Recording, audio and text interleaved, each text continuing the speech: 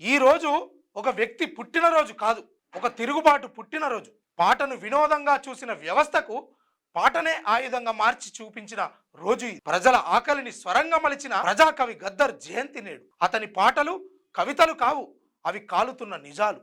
అతని గలం వినిపిస్తే మౌనం నినాదంగా మారేది. మైకు లేకుండానే లక్షల మందిని కదిలించిన స్వరం అతనిది. తుపాకీ పట్టకుండానే వ్యవస్థపై యుద్ధం ప్రకటించిన యోధుడు అతను. తెలంగాణ ఉద్యమంలో గద్దరు పాట వినిపించిందంటే ప్రజల చైతన్యం మేల్కొనేది. బుల్లెట్లు ఆయన శరీరాన్ని గాయపరిచిన ఆయన ఆలోచనలను ఆపలేకపోయాయి.